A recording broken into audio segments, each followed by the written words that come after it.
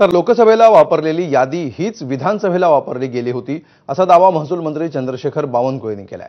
Fake नॅरेटिव्हला आता लोक बळी पडणार नाहीत असंही बावनकुळेंनी म्हटलंय। पक्ष आणि कार्यकर्ते टिकवण्यासाठी उद्धव ठाकरेंचा केविलवाणा प्रयत्न सुरू आहे। महायुतीलाच 51% मतं मिळतील असा ठाकरे आणि काँग्रेसचाही सर्वे आहे असं बावनकुळेंनी म्हटलंय। तसंच राहुल गांधींच्या शिकवणीवर चालणारेच खरे पप्पू आहेत, त्यामुळे महाराष्ट्राचे पप्पू कोण हे सगळ्यांना माहिती आहे असंही बावनकुळेंनी म्हटलंय।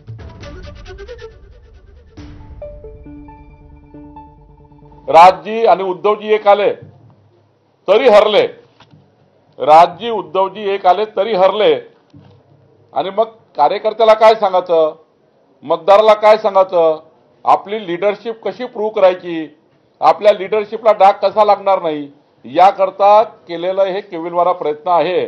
परवाचा मोर्चा आणि आता हे जे स्टेटमेंट सुरू आहे हे केवळ आपलं स्वतःचा पक्ष आणि राजकारण आणि कार्यकर्ते टिकवण्याकरता करतात आहे। मोदींच्या नेतृत्वामध्ये विकसित भारत, देवेंद्रजींच्या नेतृत्वामध्ये विकसित महाराष्ट्र, एकनाथजी, अजितदादा, देवेंद्रजींची महायुती, यालाच 51% मतं मिळणार आहे। आणि म्हणून त्यांनी सर्वे केला आहे उद्धव ठाकरेजींनी सर्वे केला आहे, काँग्रेसच्या नेत्यांनी सर्वे केला आहे आणि शरद पवार साहेबांनी सर्वेक्षण केलं आहे। महाराष्ट्रामध्ये त्यांचे लोक फिरले आहेत, त्यांना हे सांगण्यात आलं आहे की महायुती जिंकतात आहे, तुम्ही जिंकत नाही आहे। उद्धव ठाकरे स्वतःच राहुल गांधीच्या भूमिकेमध्ये आहे। मागे आदित्य ठाकरेजींनी राहुल गांधीचा पाळा वाचला, आता राहुल गांधीचं स्वीकारलं आदित्य ठाकरेंनी आणि राहुल गांधीचंच वर्तन स्वीकारलं उद्धव ठाकरेंनी।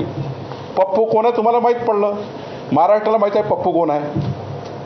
राहुल गांधीचा लागून चालन करणारे, काँग्रेसचं लागून चालन करणारे, राहुल गांधीच्या नक्षेकदमवर चालणारे लोक हे खरे पप्पू आहे आणि त्यामुळे महाराष्ट्राचे पप्पू तुम्हाला माहिती आहे कोण आहे।